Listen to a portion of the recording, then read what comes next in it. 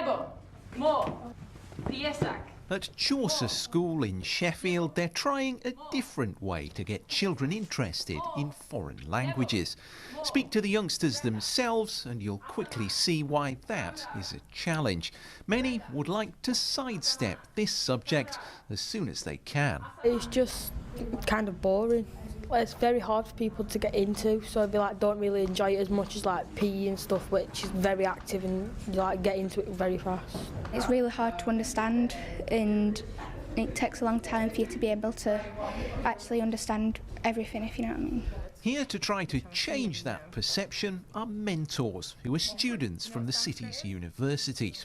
They're working with 10 Sheffield schools, hoping to increase the number of pupils taking a language at GCSE. Everyone thinks that everyone speaks English. It's actually only around 20-25% of the population of the world that speak English. We're not even the most spoken language in the world. That's Chinese, Mandarin and Spanish. And as well, it's not just about people speaking English. Maybe someone does speak English, but actually you showing that you care about their culture enough to learn even just hello, it changes your relationship with that person and that culture. So the second biggest language in Sheffield is Arabic. Across the country, foreign language learning in secondary schools is at an 18-year low. A BBC survey suggests a third of schools have dropped at least one language from their GCSE options over the last 5 years.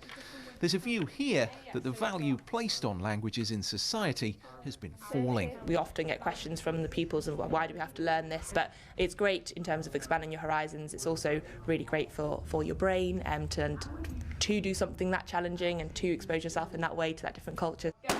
As Britain prepares to leave the EU, the government says it's never been more important for children to learn a language to help ensure the country remains an outward-looking global nation. Dave Edwards, BBC Look North, Sheffield. Well, earlier I spoke to Rachel Saunders from the charity Business in the Community, and I asked her why speaking a foreign language helps in the world of commerce. It helps you trade globally, it helps you work with people from other countries. So, the more young people who are learning languages, the better, I think, for business. And there's a real concern that the curriculum's narrowing and that less young people are making the choice to learn a language. But some people would argue that English is the international language of business, isn't it? English is obviously a hugely important language, and we're so lucky in many ways that that's the case. But if you're negotiating, if you're really trying to, to crack a deal or just to get to know somebody, then often being able to speak their language really, really helps.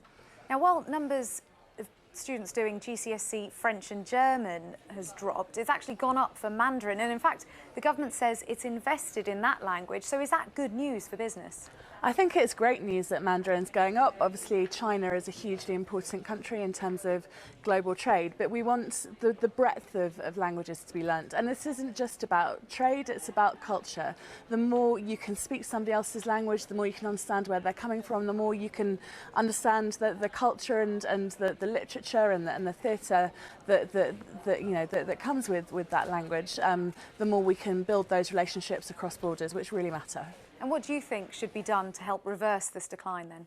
So one of the things we're hoping to do is to get more businesses into schools. So if someone's bilingual or if they're really great and have learnt a language, they can spend time inspiring young people to make those GCSE choices and to think about learning a language, and potentially also to do some conversation practice to build confidence in languages as well. So there are practical actions that business can take, which is a great result.